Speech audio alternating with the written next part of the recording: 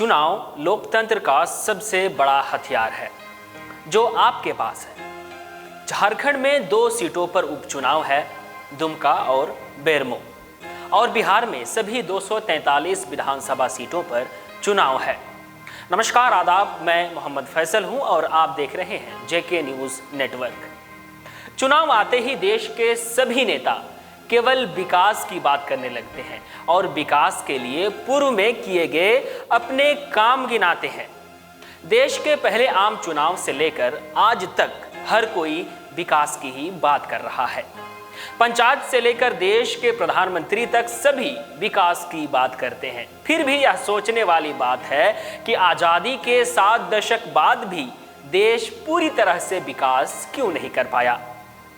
यह बहुत ज़रूरी सवाल है कि असल में वे क्या मुद्दे हैं जिन पर विकास की बात नेता करते हैं और वह क्या मुद्दे हैं जो चुनाव में होने चाहिए। आज मैं 5 सबसे बड़े मुद्दों की बात करूंगा जिन पर चुनाव होना चाहिए। पहला है शिक्षा। हमारे देश में आज 3 प्रकार की शिक्षा प्रणाली है। एक है अंग्रेजी माध्यम के बड़े बड़े प्राइवेट स्कूल जो आम जनता की पहुंच से बहुत दूर हैं। फिर आते हैं हिंदी माध्यम के प्राइवेट स्कूल जहां मध्यम वर्गीय परिवारों के बच्चे पढ़ते हैं।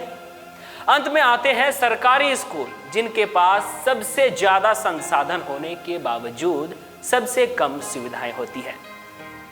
मोटे शब्दों में यह समझ लीजिए कि सरकारी स्कूलों में मास्टर हो जाना एक बहुत बड़ी बात है।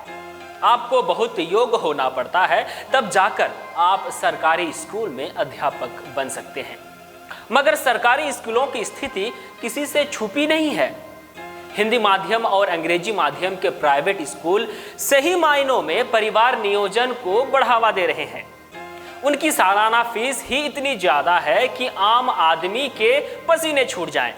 ऐसे में कोई आम आदमी ज्यादा बच्चों के लिए सोचेगा भी नहीं। इसलिए पहला मुद्दा हमारे नेताओं को शिक्षा के नाम पर वोट मांगना चाहिए। आप कितने भी सरकारी अस्पताल में चले जाइए, आपको सच्चाई का पता चल जाएगा।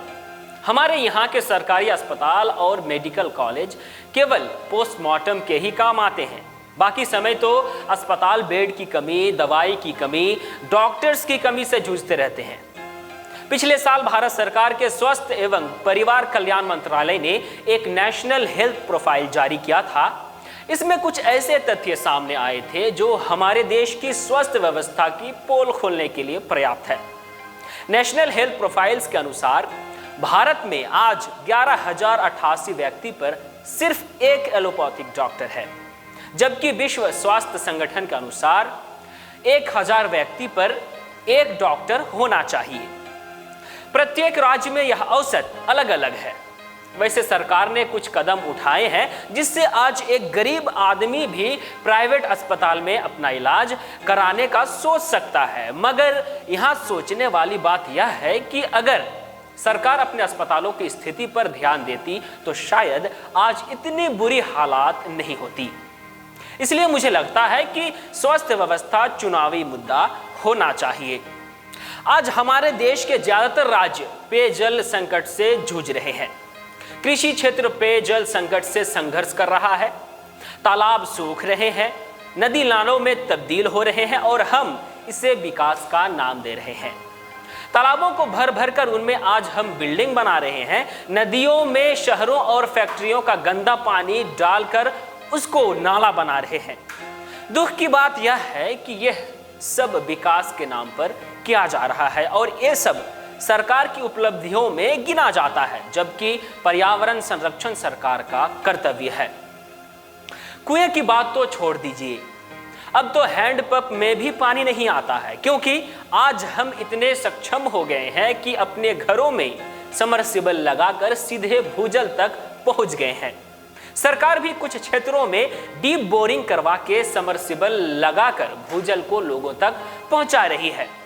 सभी को लग रहा है कि पेयजल संकट से निजात मिल गया है, पर यह महज शुरुआत है, क्योंकि हम भूजल को निकाल तो रहे हैं पर उसे रिचार्ज करने के बारे में नहीं सोच रहे हैं। बढ़ते औद्योगिकरण से जहां देश की अर्थव्यवस्था में बढ़ोतरी हुई है, वहीं प्रदूषण में भी इजाफा बहुत हुआ है। आज विश्व के सबसे ज्यादा प्रदूषित शहर भारत में ही है। सड़कों के चौड़ीकरण के नाम पर जंगलों की बेतहाशा कटाई और उन सड़कों पर रफ्तार से दौड़ते वाहन प्रदूषण को बढ़ा रहे हैं। स्टेट ऑफ ग्लोबल ईयर 2017 की रिपोर्ट के अनुसार भारत में वायु प्रदूषण के कारण सबसे ज्यादा लोगों की मौत होती है, पर हम इस मुद्दे पर कभी बात नहीं करते। हम यह सोचते हैं कि इससे हमें क्या फर्क पड़ता है। जिसको तकलीफ है वो समझे।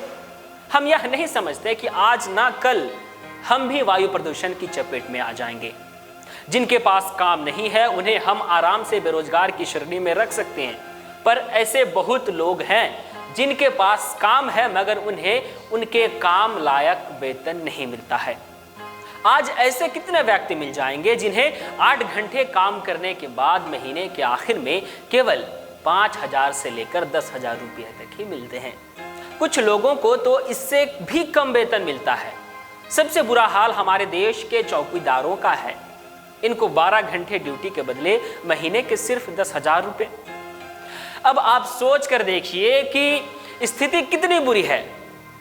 अगर आपके पास कोई वोट मांगने आए तो एक बार उनसे सवाल जरूर कीजिएगा कि महोदय, आपने इनमें से क्या क्या किया है और इन मुद्दे को लेकर आप कितनी सचेत है और आपकी क्या योजना है। वैसे आपकी मर्जी है, जिसे वोट देना है दें, पर वोट जरूर करें। अगर कोई उम्मीदवार पसंद ना भी आए तो नोटा का वोट करें, पर वोट जरूर करें। इस तरह की तमाम वीडियोस के लिए आप बने रहें जेके न्यूज़ नेटवर्क के साथ। और हाँ, हमारा यूट्यूब चैनल को आप सब्सक्राइब करें और हमारे फेसबुक पेज एंड वेबसाइट को आप फॉलो करते रहें। धन्यवाद।